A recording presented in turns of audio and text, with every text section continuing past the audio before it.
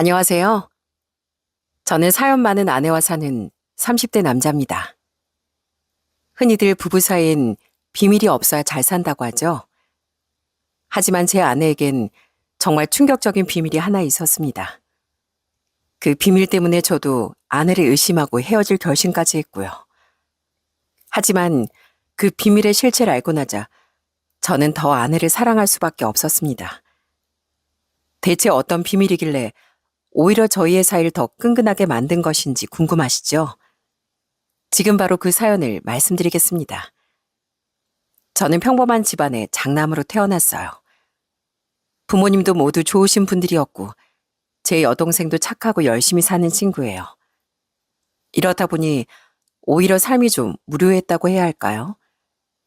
그땐 도무지 제 인생에 특별한 일은 없을 것 같았습니다. 그런데 이렇게 심심하기만 한 제 인생을 영화 드라마보다 더 특별하게 만들어준 사람이 나타났습니다.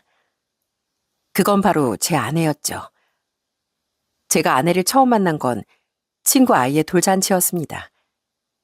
제 친구는 결혼을 조금 일찍 한 편이라 친구 중에 제일 먼저 아이를 낳았어요. 그래서 그날 돌잔치엔 다른 친구들도 많이 모여 있었고요.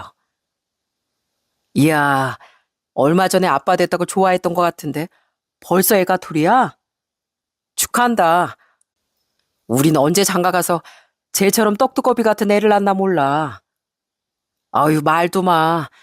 애 키우느라 정신없어서 어떻게 1년이 지나간 줄도 모르겠다, 야. 친구는 애 키우느라 정신이 하나도 없다며 우는 소리를 했지만 행복한 새 가족의 모습은 그 누구보다 행복해 보였어요. 그 당시 전 아직 결혼에 대해 진지하게 생각하지 못하던 시기였거든요. 그런데 그 낯선 자리에서 아내를 처음 본 순간 한눈에 이 사람이다 싶은 거 있죠? 야, 저기 분홍색 원피스 입고 있는 사람 누구야? 재수 씨 친구야? 누가? 아, 유정 씨? 내 와이프 고향 후배야. 왜? 너 설마 첫눈에 반했냐? 소개해줘? 친구는 제가 아내에게 관심이 있는 걸 눈치챘는지 아주 짓궂은 장난을 치기 시작하더라고요. 갑자기 소개해주겠다며 절 아내 쪽으로 확 밀어버린 거죠. 덕분에 아내와 부딪힌 전 초면에 연신 사과를 해야 했습니다. 죄송합니다. 어디 다친 데는 없으세요? 아, 제가 애 아빠가 돼서 신났는지 자꾸 장난을 치네요. 전 괜찮은데 그쪽이야말로 괜찮으세요? 손에 음식 양념 다 묻으셨어요. 전 너무 당황한 나머지 허둥지둥하다 창피하게도 맨손으로 접시를 짚었고 양손에 고스란히 소스가 묻어버렸습니다. 그 모습이 얼마나 웃겼는지 아내가 순간 웃음을 팍 터뜨리더라고요.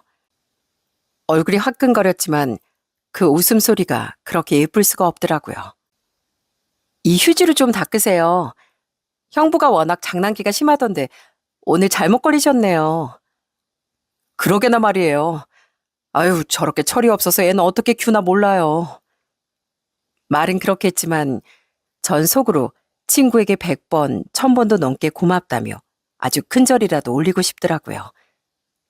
그렇게 억지로라도 아내와 마주하게 된 순간이 제 인생에서 가장 특별한 인연의 시작이었으니까요.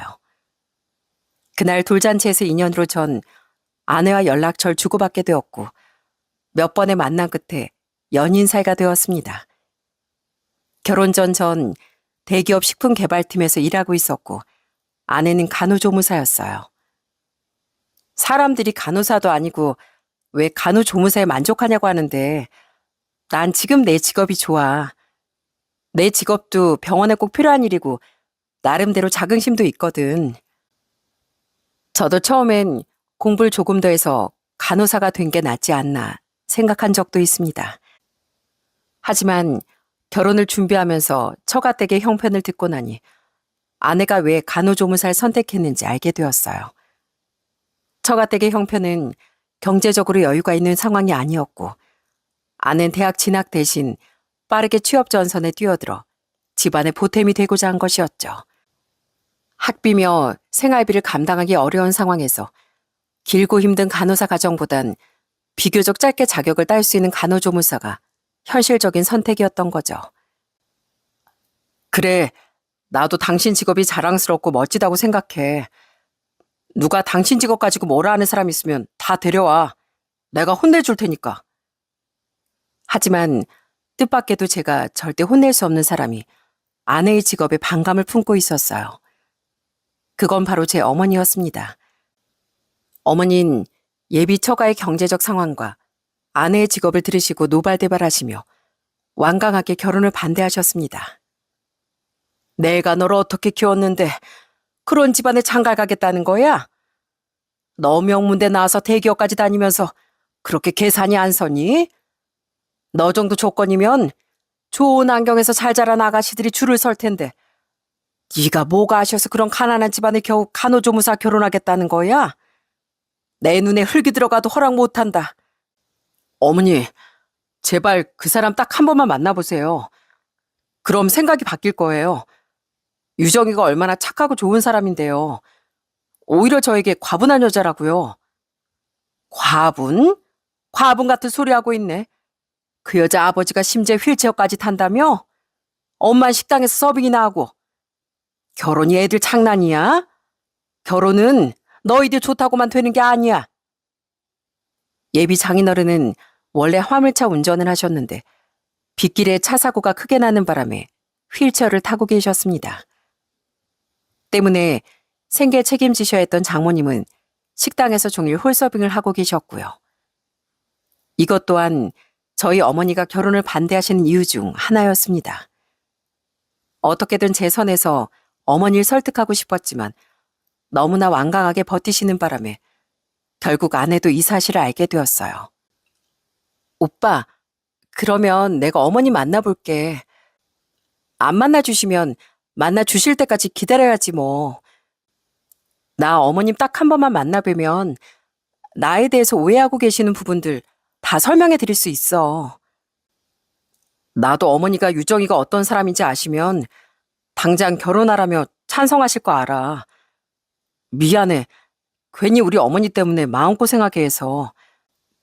내가 무슨 수를 써서라도 어머니 마음 꼭 돌려볼게. 아내도 그렇고 장인 장모님도 정말 좋은 분들이었거든요. 그런데 단지 경제적 상황이 여유롭지 않다는 점만 보고 만나볼 생각조차 안 하시는 게 너무나 속상했습니다. 장인 장모님도 저희 집에서 결혼을 반대하는 걸 아시곤 오히려 제게 미안해하셨어요. 정서방, 우리 때문에 부모님과 사이만 나빠지는 거 아니야? 내가 정말 미안하네. 우리가 사돈 어르신 입장이었어도 이렇게 잘 키운 아들이 가난한 집에 장가 간다고 하면 속상했을 거야. 그러니 자네도 부모님과 싸우지 말고 마음 열어주실 때까지 기다려보게나. 장인 장모님도 속상하셨을 텐데 되려 제 마음을 이해해 주시고 저희 집에서 마음을 여실 때까지 기다려주겠다고 하셨습니다. 아내도 날마다 저희 집에 찾아가 대문 앞에서 어머니가 문을 열어주실 때까지 기다리고 또 기다렸고요. 어머님, 제가 많이 부족한 거 압니다. 하지만 저 정말로 열심히 노력해서 꼭 어머니 마음에 드는 며느리가 될게요. 그러니까 저 딱 한 번만 만나주시면 안 될까요? 하지만 어머니도 문도 열지 않으시고 인터폰으로만 매섭게 소리치셨습니다. 내가 처가댁 사정 어려운 건 이해한다 쳐도 아무리 생각을 해봐도 내 아들과 비교해서 네 직업이 너무 하찮은 거 아니니? 우리 아들이 자그마치 대기업 정직원인데 간호조무사가 뭐야, 조무사가. 진짜 간호사면 내가 이렇게까지 하겠어? 어머님, 이 직업도 제겐 소중하고 자랑스러운 직업이에요. 간호사보다 하찮은 게 아니라 다른 방식으로 사람을 돕는 중요한 일이에요. 그리고 저에게 이 일은 단순히 돈 버는 수단이 아니라 매일 누군가의 건강을 돌봐준다는 책임감을 느끼고 있고요. 저는 제 일이 세상에서 가장 보람차다고 생각하고 있어요. 그러니까 부디 직업으로만 절 판단하지 말아주세요. 전 제가 하는 일에 자부심 가지고 있고 앞으로도 최선을 다할 거예요. 저는 그때 또 한 번 아내에게 반하고 말았습니다. 자기 일에 대한 열정과 자부심이 너무나 멋져 보였거든요. 그래서 이 사람을 놓치면 제 인생에 두 번 다시 이런 사랑은 없을 거라고 확신했습니다. 결국 전 단식 투쟁을 불사하며 어머니 앞에서 눈물까지 보였어요. 어머니, 저 그 사람 없으면 더는 살 이유가 없어요. 제가 이렇게까지 그 사람을 원하는데 정말 끝까지 반대하셔야겠어요? 어이구, 이 한심한 놈아. 그 여자가 대체 뭐라고? 다 큰 녀석이 엄마 앞에서 눈물까지 보여. 내가 아들을 잘못 키웠다. 한참을 잘못 키웠어. 전 자그마치 열흘이나 단식 투쟁을 하며 이 결혼 못하면 죽는다고 나자빠졌고 옛말에 자식 이기는 부모 없다고 어머니도 결국 두 손을 들고 말았습니다. 그래, 결혼해라, 해. 그렇게까지 그 애 아니면 안 되겠다는데 이러다 아들 잡을까 무서워서 안 되겠다. 그렇게 저흰 정말 어렵사리 결혼에 꼴이 날 수 있었답니다. 결혼하고 나서도 혹시나 어머니가 시집살이 시키는 건 아닌지 걱정이 많았어요. 물론 신혼 초엔 아내를 볼 때마다 땅이 꺼지라고 한숨을 쉬고 이리저리 째려보기만 하셨습니다. 하지만 시간이 조금 지나자 어머니도 아내의 매력에 퐁당 빠질 수밖에 없었죠. 우선 제 아내는 주변 모든 사람에게 성격 좋기로 인정받는 사람이었어요. 어느 날은 제 여동생이 아내와 점심을 먹고 오더니 어머니께 새언니가 너무 좋다며 그렇게나 칭찬을 하더라고요. 엄마, 나 오늘 점심에 새언니랑 처음으로 둘이 점심 먹고 왔잖아. 근데 새언니가 내 고민도 다 들어주고 나 기분 풀라고 내가 좋아하는 식당까지 다 예약해 둔 거 있지? 그리고 이거 보여? 이거 새언니가 직접 만든 수제비누인데 기분 전환에 좋은 향이래. 여기 엄마 것도 있어. 아휴, 넌 시누이가 돼서 너무 물은 거 아니냐? 원래 때리는 시어머니보다 말리는 시누이가 더 무섭다는데 너도 벌써 개편이 다 됐구나? 당연하지. 새언니가 이렇게 착하고 좋은 사람인데 굳이 뭐 안 좋게 지낼 필요 있나? 엄마도 고집 그만 부리고 마음 달리 먹어봐. 새언니 같은 며느리 또 없다? 아니나 다를까 그로부터 며칠 뒤 어머니가 완전히 아내 편이 될 수밖에 없는 일이 벌어졌습니다. 저희 어머니가 등산을 굉장히 좋아하셔서 종종 혼자서도 등산하러 다니셨거든요. 그런데 그날은 아내가 어머니를 따라가겠다며 짐가방을 싸들고 나섰습니다. 등산도 안 해본 애가 어딜 따라오겠다고 난리야. 너 산 중턱에서 힘들다고 투정 부려도 난 모른다. 네, 어머님. 저 이래봬도 체력 하나는 자신 있어요. 제가 도시락이랑 얼음물까지 다 준비했거든요. 그러니까 저도 데려가 주세요. 네? 아내는 어머니를 조르고 졸라 결국 같이 등산에 나섰습니다. 전 아직 어색한 두 사람이 잘 다녀올 수 있을지 조금 걱정이었어요. 그런데 한참이 지나 집에 돌아온 두 사람을 보고 그만 기절초풍하는 줄 알았습니다. 아내는 땀범벅이 되어 숨을 헐떡거리고 있었고 어머닌 그런 아내 등에 매달려서 식은 땀을 뻘뻘 흘리고 계셨거든요. 아니 대체 무슨 일이에요? 둘 다 동네 뒷산을 간 게 아니고 어디 멧돼지에게 쫓기기라도 한 거예요? 말도 마라. 나 오늘 우리 새아가 아니었으면 산에서 딱 조난당할 뻔했지 뭐냐. 우리 새아가가 날 살렸다. 사연을 들어보니까 이러했습니다. 등산 초반의 아내는 어머니 걱정처럼 쫄래쫄래 어머니 뒤를 따르다 먼저 지쳐서 한참이나 멀리 떨어져 쫓아오고 있었대요. 어머닌 그런 아내를 골려주고 싶어 저만치 앞질러 걷고 계셨고요. 그러다 페이스를 조절 못하고 서두르게 되었고 그러다 돌부리에 다리가 걸려 넘어지셨답니다. 아낸 저 멀리 떨어져 있었고 접질린 다리는 퉁퉁 부어서 어머니 순간 겁이 나셨나 봐요. 이러다 아내가 어머님을 두고 다른 데로 가버리면 어쩌나 싶으셨대요. 어머니 핸드폰도 아내 가방 속에 들어있었고요. 그렇게 한참을 무서움에 떨며 아내가 나타나기만을 기다리고 있는데 그때 저 멀리서 헉헉거리며 끝까지 어머니를 뒤따라오는 아내가 보였답니다. 나 같았으면 내가 그렇게 앞질러 간 걸 알고 밑에서 기다리거나 등산을 포기하거나 했을 거야. 근데 유정이 얜 끝까지 날 찾아서 산에 올라온 거 있지? 그러다 넘어져 있는 날 보곤 어머님하고 소리 지르더니 급기야 날 등에 업고 가려는 거야. 어머님 다리가 이렇게 부어있는데 제가 당연히 업어야죠. 아내는 어머니를 업으려고 했지만 체력이 딸려서 결국 서로 어깨동무라고 힘들게 산에서 내려온 거였습니다. 어머니는 이때 일에 크게 감동하셨는지 그 뒤로 몇 년 동안 누굴 만날 때마다 아내 자랑을 그렇게나 자주 하시더라고요. 아니 우리 며느리가 몸도 그렇게 말랐으면서 날 얻고 글쎄 하산할 생각을 하더라니까. 효부가 따로 없지 정말. 애교 많고 정 많은 제 아내는 이것 말고도 여러 번 제 부모님을 감동시켰답니다. 제 아버지 환갑 땐 환갑떡까지 다 준비해 아버지가 자주 다니시는 스크린 골프장에 쭉 돌리면서 깜짝 이벤트를 해드렸어요. 아버지는 물론 동네 어르신들까지 깜짝 놀라며 며느리 잘 뒀다고 칭찬하셨고요. 또 한 번은 어머니가 친구분들끼리 여행을 가신다길래 예쁜 손수건을 색깔별로 맞춰 어머니와 친구분들께 선물하더라고요. 덕분에 어머님이 찍어오신 단체 사진마다 아내가 드린 손수건을 맞춰서 목에 두른 독수리 오자매를 남길 수 있게 되었고요. 이 모든 게 결혼 3년 동안 이뤄진 일들이니 제 아내 정말 부지런하고 세심하죠. 우리 며느리가 최고다, 최고야.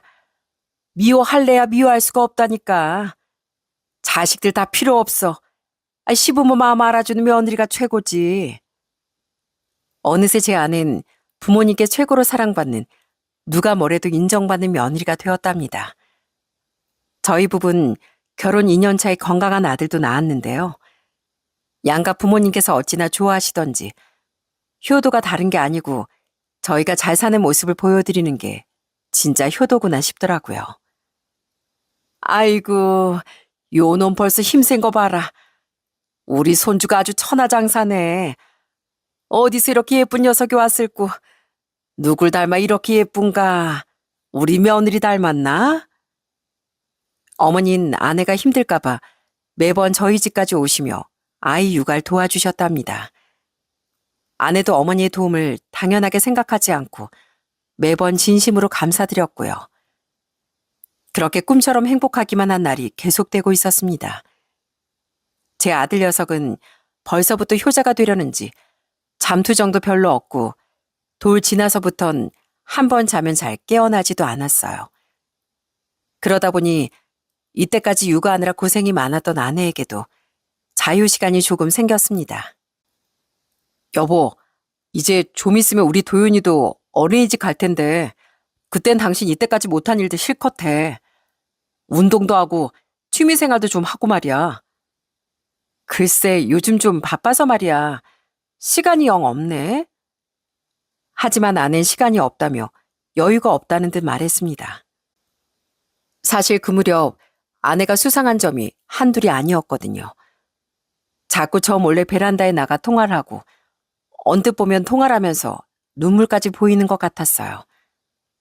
처음엔 장인 장모님과 통화하나 싶었는데 아내 말투를 보니 다른 사람과 전화 중이더라고요.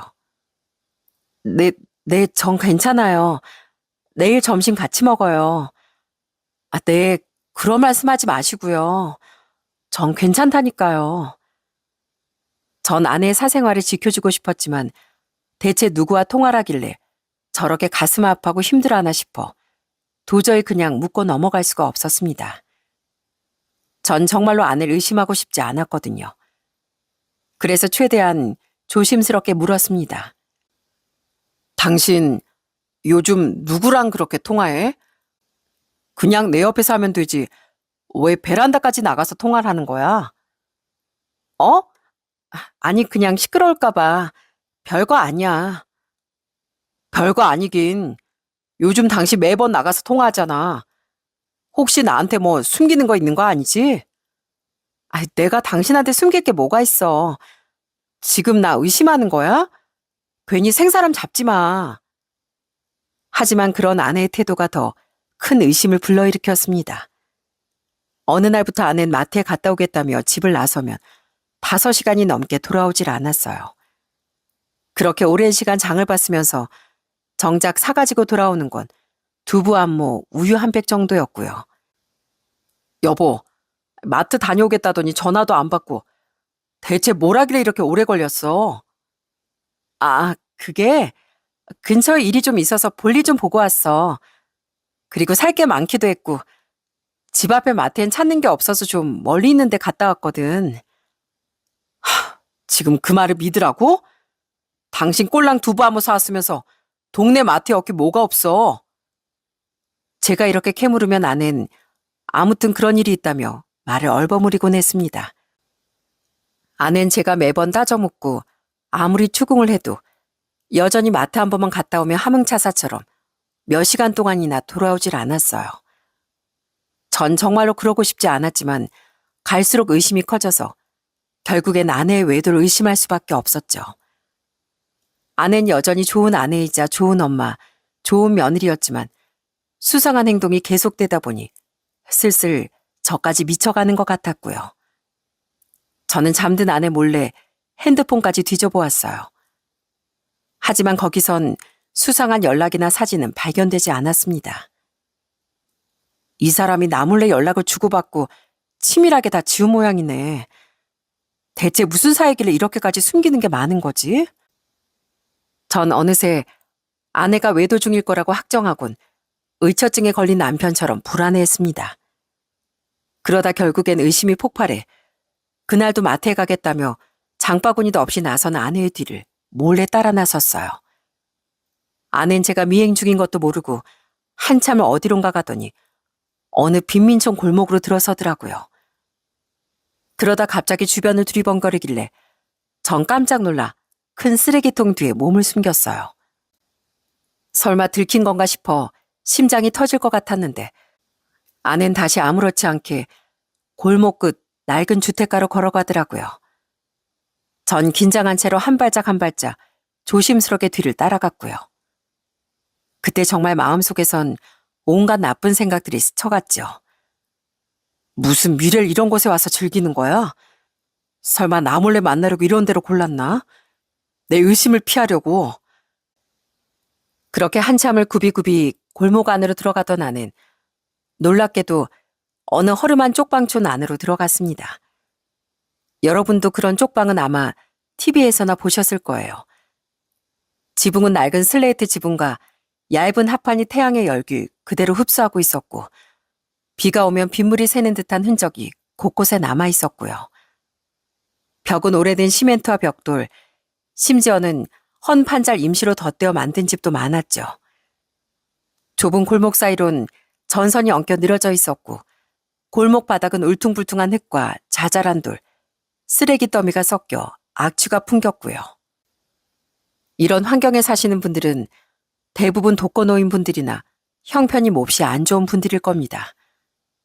그래서 이곳까지 저 몰래 찾아온 아내가 더더욱 수상했어요. 처가 형편이 어렵긴 했어도 이런 쪽방촌에 살만한 친척이나 지인들은 없었거든요. 내가 알기론 이런 데 사는 지인이 없는데 그렇다면 바람 피우는 상대가 여기 살거나 아니면 쪽방촌 주인이라도 되는 모양이구나. 한번 의심을 하기 시작하니 머리론 이 상황이 도무지 맞지 않는다는 걸 알면서도 마음은 억지로 최악의 시나리오를 상상하고 있었어요. 이윽고 아는 어느 쪽방촌 집 안으로 쏙 들어갔고 전 따라 들어가야 할지 말지 고민이 되어 심장이 두근거리고 손바닥에서 식은땀이 다 흘렀습니다. 그때 밖에서 얼마나 심호흡을 했는지 몰라요. 정말 따라 들어가야 하나 아니면 말아야 하나 싶어 머릿속이 혼란스럽고 몸이 점점 굳어갔습니다. 그때 마음속에선 온갖 최악의 상상이 스쳐갔어요. 혹시라도 제가 상상하기조차 싫은 무슨 일이 벌어지면 그땐 어떻게 행동해야 할까 싶어 발까지 동동 굴렀답니다. 하지만 동시에 마음 한쪽에선 들어가야 한다는 강한 충동이 일었어요.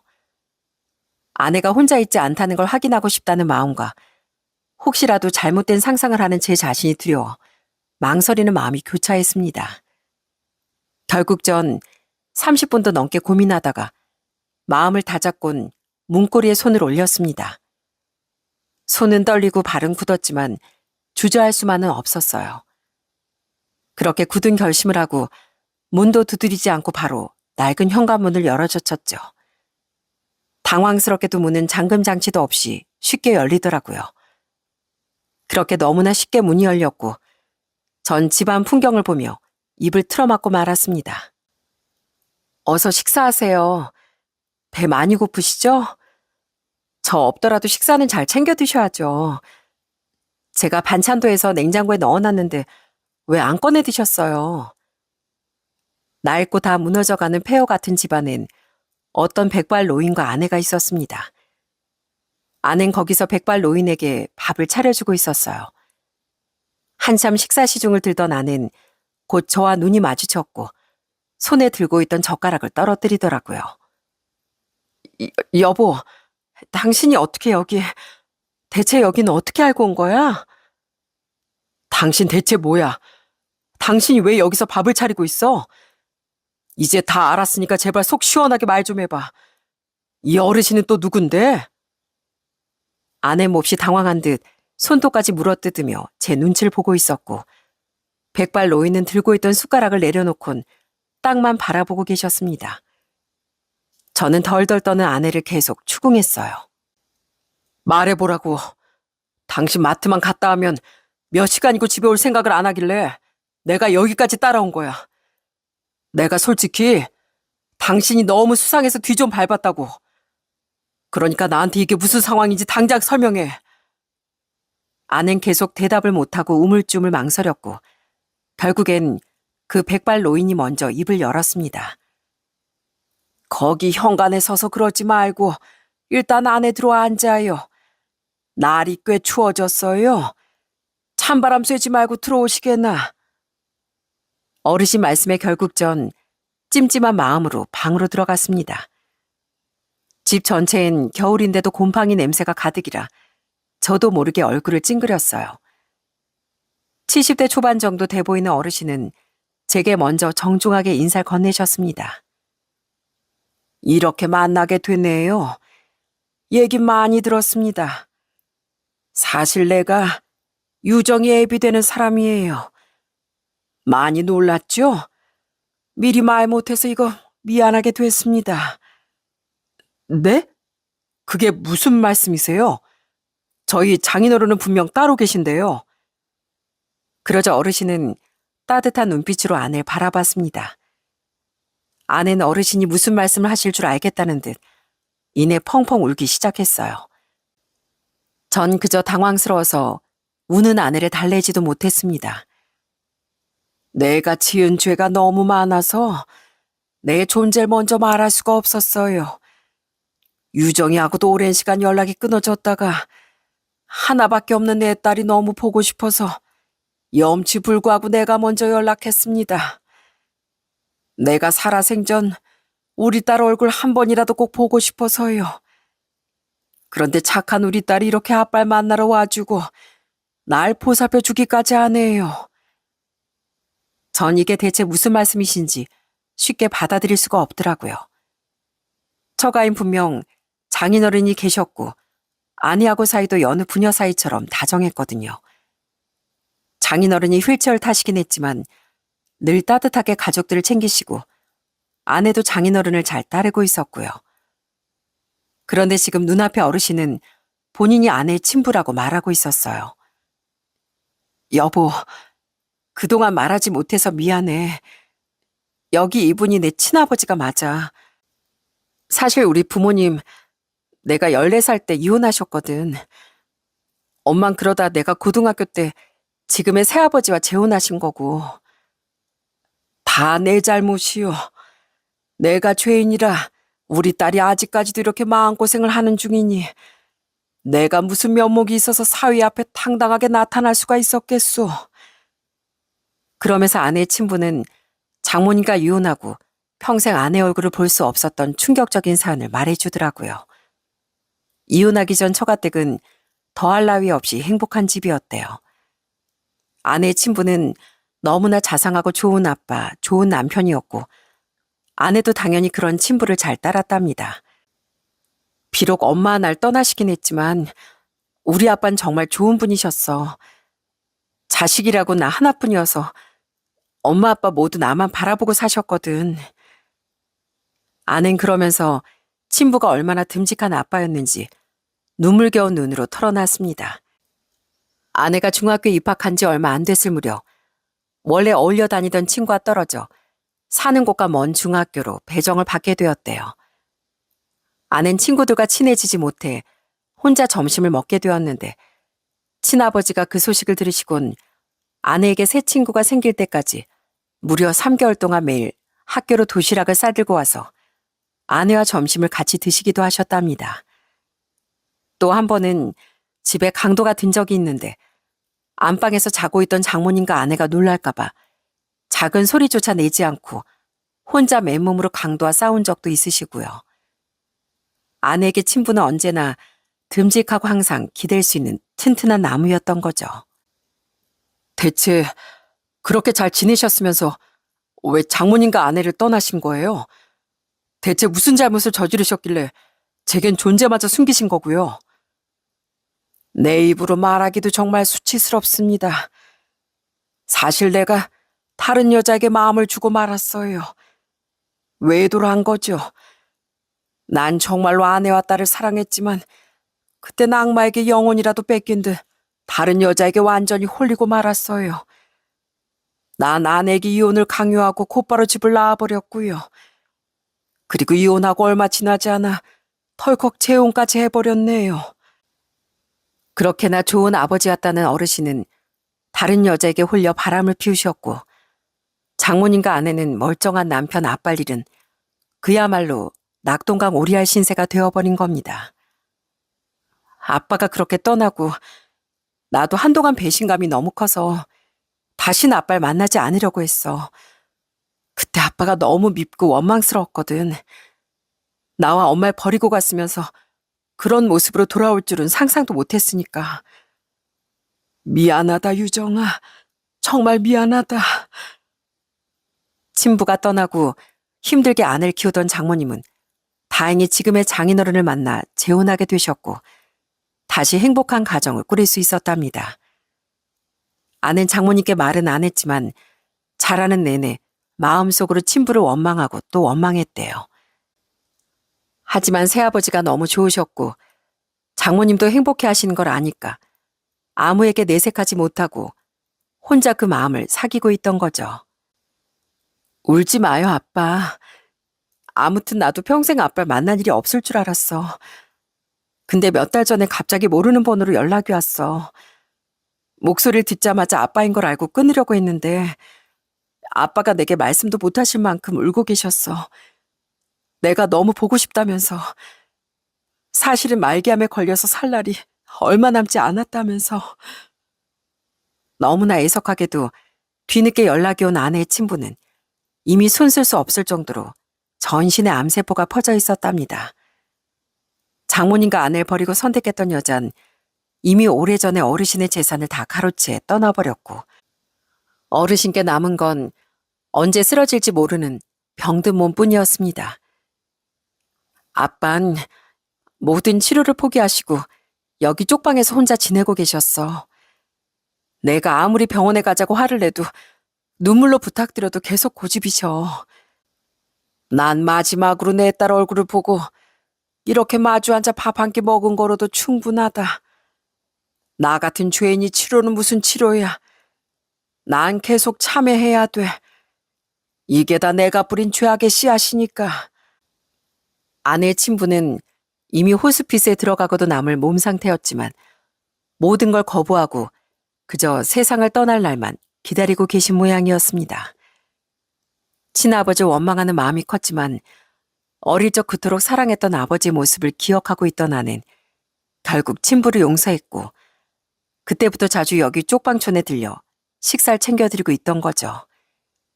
전 그것도 모르고 아내를 의심만 하고 있었네요. 전 아내 앞에 바로 무릎을 꿇었습니다. 여보, 당신을 의심해서 정말 미안해. 당신같이 착한 사람 마음을 의심한 내가 너무 부끄러워. 아니야. 내가 당신한테 뭐 하나 속 시원하게 말해주지 못했잖아. 내가 미안해. 그동안 많이 답답하고 화가 났지? 지금 새아버지도 계시니까 더더욱 말 못했어. 미안. 아낸 이번에도 속 좁은 절 따뜻하게 감싸 안아주었습니다. 아내에게 진심으로 용서를 구한 전 이번엔 장인어른의 손을 꼭 잡아드렸어요. 그 손이 너무 마르고 거칠어서 제 마음마저 아파왔습니다. 그러면서 오랜만에 만난 친아버지 모습이 이렇게 망가진 걸 보고 아내의 마음이 얼마나 아팠을까 싶어서 눈시울이 붉어졌습니다. 그동안 친아버지를 미워하고 원망했을 아내가 이젠 시간이 얼마 남지 않은 아버지를 보살피며 용서할 수밖에 없었던 사정을 생각하니 저 역시 감동하지 않을 수 없었습니다. 제가 장인어른이라고 불러도 괜찮겠죠? 장인어른, 옛말에 죄는 미워하되 사람은 미워하지 말라는 말이 있잖아요. 아내가 장인어른을 다시 만날 수 있었던 건 장인어른이 아내에게 분명 좋은 아버지셨기 때문일 겁니다. 그 기억이 다시 아내를 장인어른 곁으로 오게 한 걸 거예요. 그럼요, 아버지. 전 언제나 아빠만을 위해 하늘에 기도드리고 있어요. 전 이미 오래전에 아빠를 다 용서한걸요. 평소 신앙심이 깊은 아내는 진심으로 매일 친아버지를 위한 기도를 올렸답니다. 부디 아버지가 아버지 스스로를 용서하시길, 죄책감보단 남은 시간 동안 편안하게 마음을 놓으시길 바라는 마음에서였을 거예요. 그래서 치료도 거부하시는 친아버지를 돌보고 매 끼니 밥을 차리고 혹시 날이 추워지는데 건강이라도 더 상하게 될까봐 매번 들여다봤겠죠. 우리 착한 딸, 고맙다. 못난 이 아버지를 용서해줘서. 내가 우리 유정이에게 너무나 큰 상처를 줬는데 그런데도 날 용서해줬어요.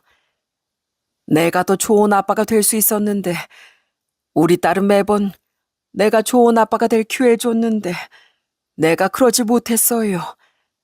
그래서 이렇게 천벌을 받나 봅니다. 장인어른 울지 마세요. 지난 일이 이미 모두 저희 손을 떠났잖아요. 이제 앞으로 유정이와 저에게 효도받으시면서 건강하게만 계셔주세요. 그날 이후로 저도 아내와 함께 자주 장인어른 댁을 찾았습니다. 날이 갈수록 추워지길래 보일러도 수리해드리고 거동이 조금 불편하신 것 같아 제가 목욕도 도와드렸어요.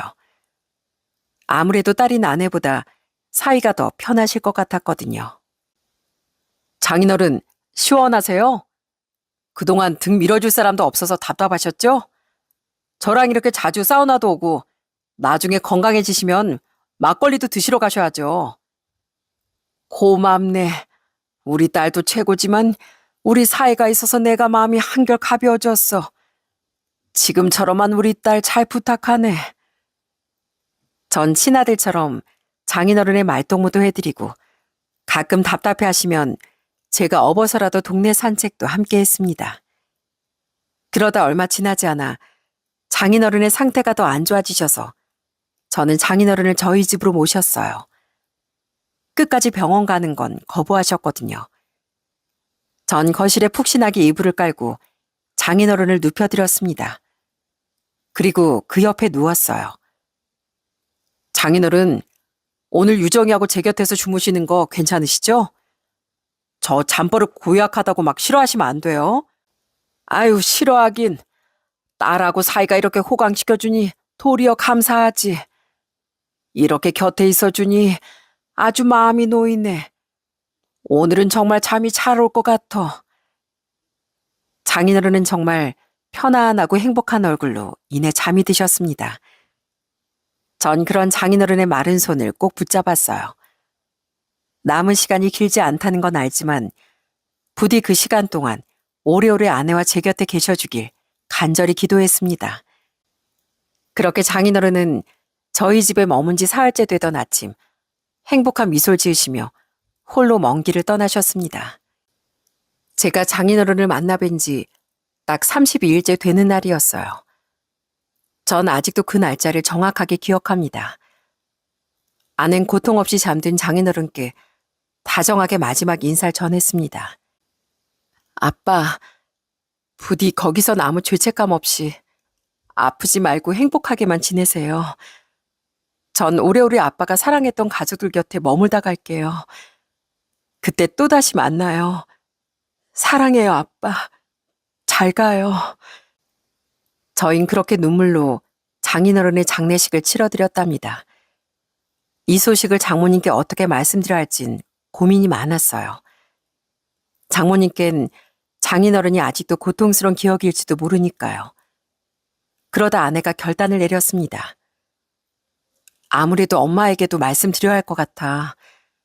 아버진 끝까지 엄마 나에게 사과하고 싶어 하셨어. 난 아빠에게 사과를 받았지만 엄만 그러지 못하셨잖아. 이제라도 엄마 아빠 두 분 마음의 짐을 덜어드리는 게 맞는 것 같아. 저는 그 순간 아내가 정말로 어른스럽고 존경스러웠습니다. 저라면 쉽게 그런 결단을 내리지 못했을 거예요. 어쩌면 용기가 안 났다고 해야 할까요? 아내는 결국 장모님께 장인어른을 만나게 된 모든 사연을 말씀드리고 장례식장 주소를 알려드렸습니다. 빈소에 방문하는 건 어디까지나 장모님의 선택이니까요.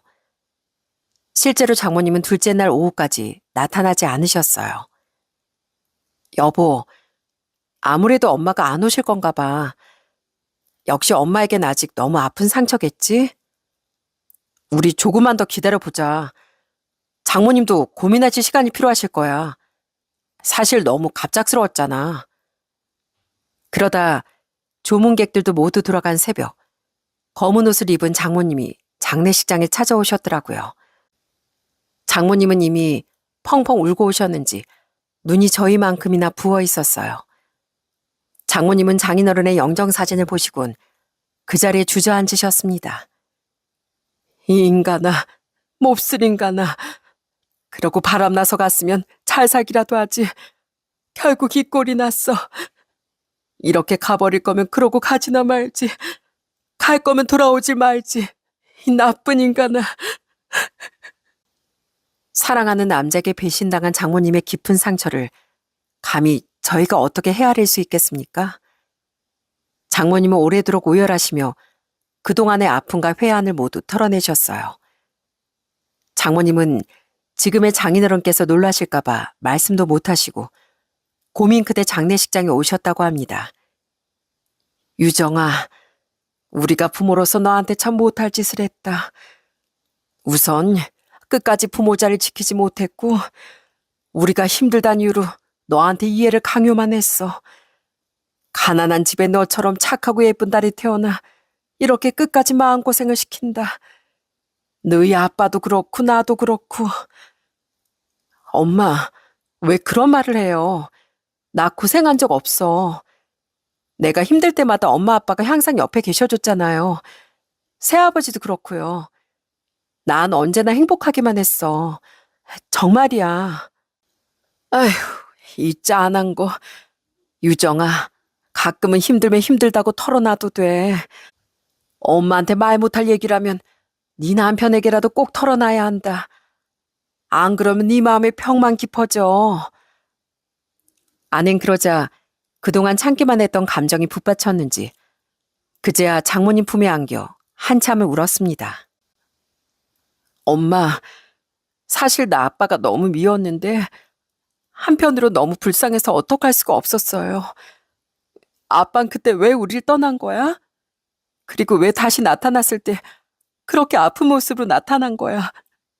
나 정말 속상했어, 엄마. 그래, 실컷 울어. 그러라고 있는 게 부모 품이다.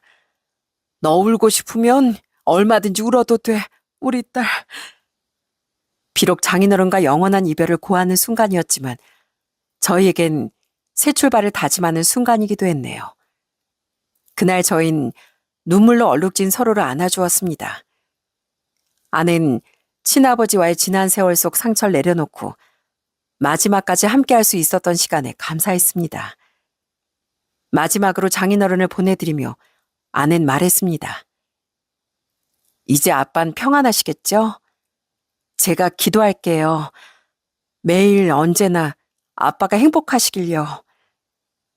저도 그 순간 마음속으로 다짐했습니다. 아내가 다시 진심으로 웃으며 살아갈 수 있도록 우리 아이와 함께 행복한 시간을 만들어주겠다고요. 그로부터 또 얼마간의 시간이 지난 지금 저흰 전보다 더 서로를 굳게 믿으며 살아가고 있습니다. 저희 부모님도 이젠 아내를 친딸처럼 아껴주고 계세요. 가끔은 어머니와 아내가 꼭 또래 친구 같기도 합니다. 유정아, 이 옷 어떠니? 나 결혼식 갈 일이 있었는데 요즘 살이 좀 쪄서 입을 옷이 하나도 없다. 우리 그러지 말고 쇼핑 갈래? 어머님, 얼마 전에도 이만큼 사셨잖아요.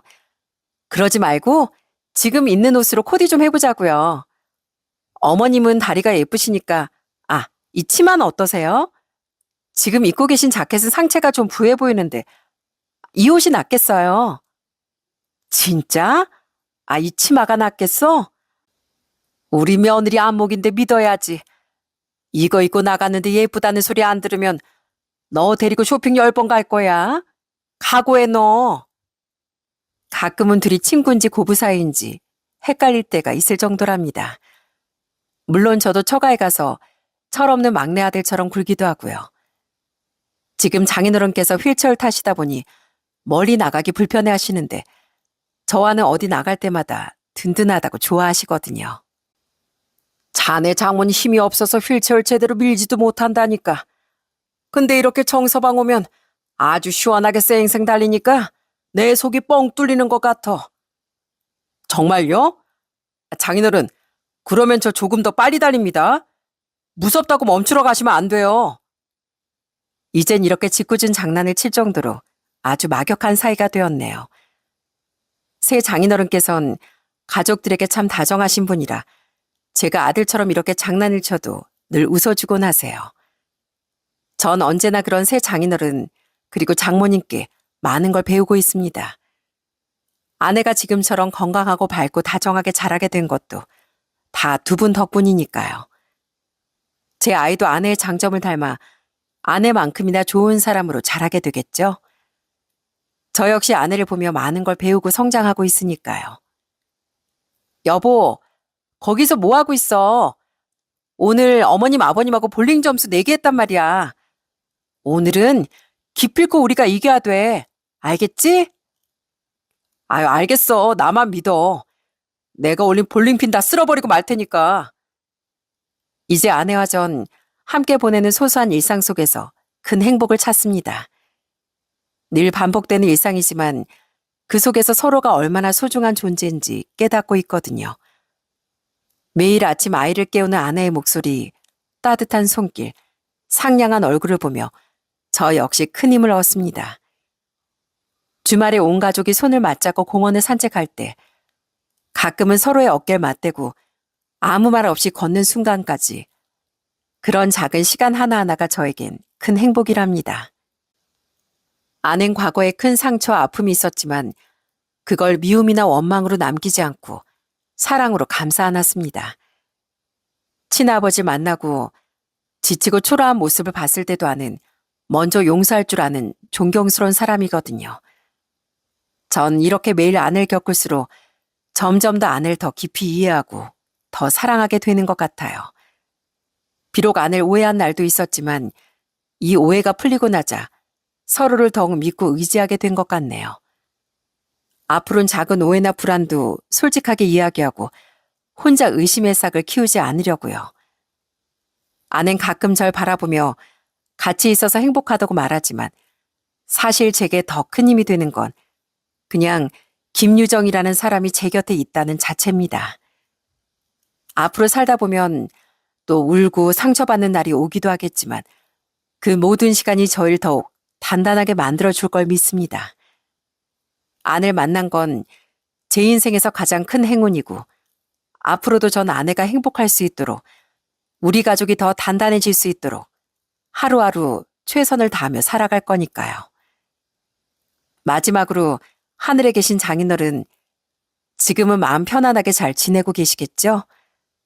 저희도 너무나 잘 지내고 있습니다. 이제 아무도 장인어른을 원망하지 않아요. 그러니까 부디 마음 내려놓으시고 즐겁게 지내시다가 먼 훗날 다시 만나길 바라고 있겠습니다. 삶은 언제나 완벽하지 않지만 사랑하는 사람과 함께라면 어떤 어려움도 버틸 수 있다는 걸 저는 매일 아내에게 배우고 있답니다. 장인어른께서도 저희를 믿고 지켜봐 주실 거라 믿으며 저흰 오늘도 그리고 내일도 행복하게 잘 살아가겠습니다. 사연 들어주셔서 정말 감사합니다.